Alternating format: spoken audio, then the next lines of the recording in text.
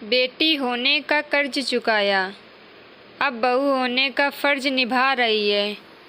आज भी कहीं किसी कोने में वो छुपकर अपने सारे ख्वाब छुपा रही है। माता पिता के दिल में रहती हैं बेटियां, धड़कन बनकर धड़कती हैं बेटियां। बेटियां ना हो तो सूना होगा सब संसार, बेटियां ना हो तो अधूरा है हर परिवार। नमस्कार मेरे प्रिय दोस्तों, स्वागत है आपका स्वाति ज्ञान गंगा में। आज की हमारी कहानी है वो बेचारी मनहूस नहीं बदकिस्मत थी। दोस्तों, कहानी शुरू करने से पहले अगर आपने हमारे चैनल को सब्सक्राइब नहीं किया है तो प्लीज़ सब्सक्राइब कर दीजिए और वीडियो को लाइक भी कीजिएगा। संजना कॉलेज की कैंपस में बैठी थी। जब उसके क्लास पूरे हुए तो वह अपनी सहेली के साथ बातें कर रही थी। उसे रास्ते से जाते हुए गंगा दिखी। संजना ने गंगा को आवाज़ दी, गंगा इधर आओ। संजना की आवाज़ सुनते ही गंगा संजना के पास गई। दोनों बातें करने लगी। बातचीत के दौरान अचानक संजना को याद आया कि उसने सुना है कि सना ने आत्महत्या कर ली है। इस बारे में गंगा से जानना चाहा। संजना और गंगा दोनों की यह बचपन की सहेली थी। गंगा और सना दोनों एक दूसरे की पड़ोसी थी। संजना दूसरे गांव में रहती थी। भले ही सना की 3 बार शादी की गई, लेकिन उसने आत्महत्या क्यों की?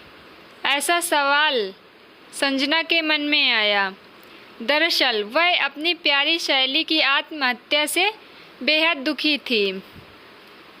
सना 9वीं कक्षा में थी तभी उसकी पहली शादी हुई थी। सना देखने में बहुत सुंदर थी। वह होशियार, शालीन और भविष्य के सपनों में रंगने वाली लड़की थी। उसने अपने जीवन में कई सपनों को चित्रित किया था, पर घर के लोगों ने उसकी ज़बरदस्ती शादी करा दी। संजना के पास इतने सारे सवाल थे कि वह नहीं जानती थी कि गंगा से कैसे पूछूं, लेकिन हर बात की सच्चाई जानना चाहती थी।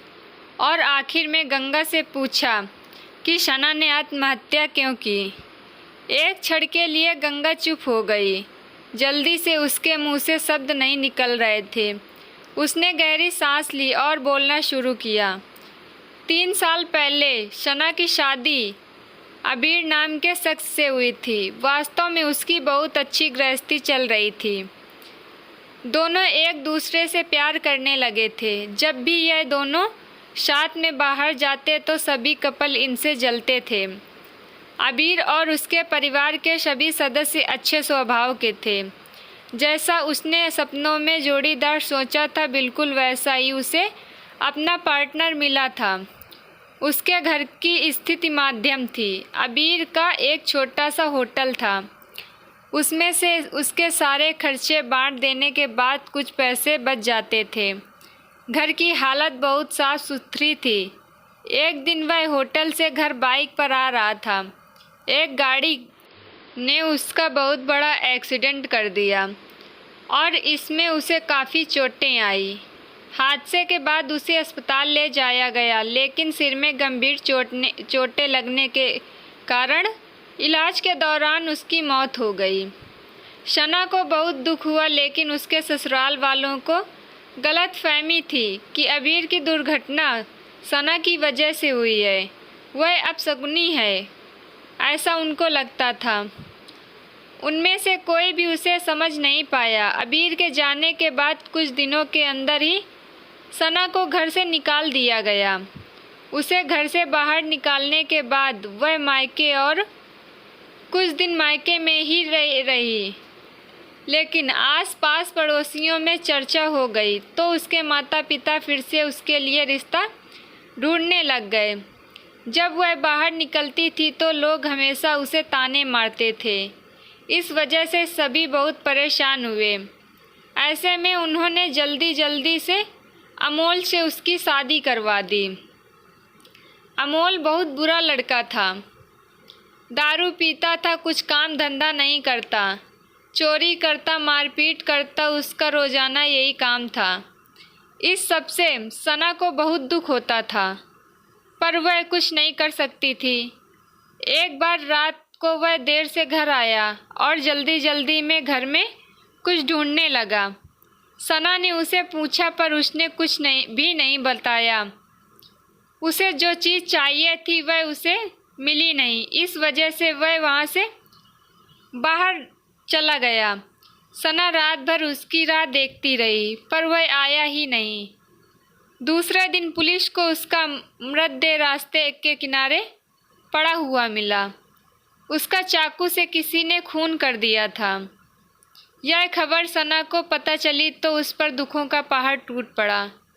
कुछ दिनों बाद तक वह अपने ससुराल में ही रही, लेकिन बाद में ससुराल वालों ने उसे प्रताड़ित करना शुरू कर दिया। इस वजह से सना वापस अपने मायके आ गई।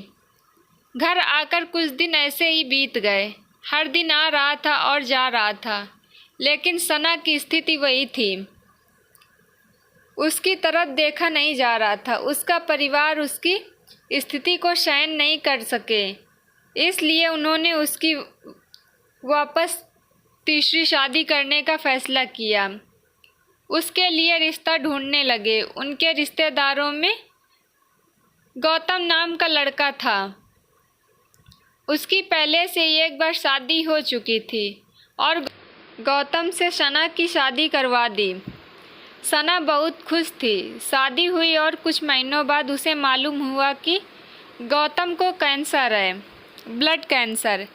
इस बात का पता चलते ही उसके हंसते हुए चेहरे पर फिर से दुखी छा गई, लेकिन उसने हिम्मत से इन सब का सामना करने का फैसला किया। 5 महीने तक अपने पति की सेवा की, लेकिन आखिरकार 5 महीने बाद उसके पति की मौत हो गई। इस दुख से बहुत तंग आ चुकी थी वह।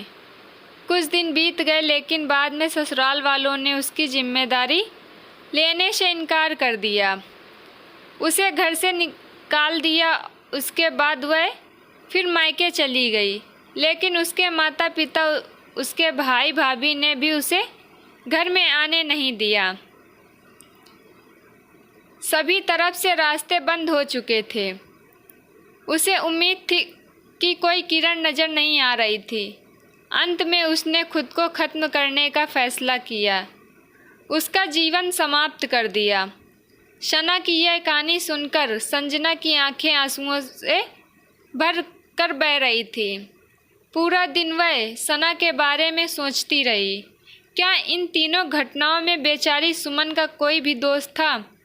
क्या उसके माँ बाप को सिर्फ उसकी शादी कर उसे हर बार किसी के पास भेज देना सही था?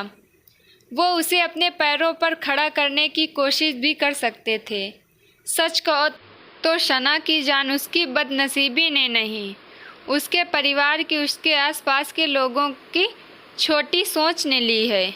वो बेचारी मनहूस नहीं बदनसीब थी, क्योंकि उसके आसपास ऐसी सोच रखने वाले लोग थे।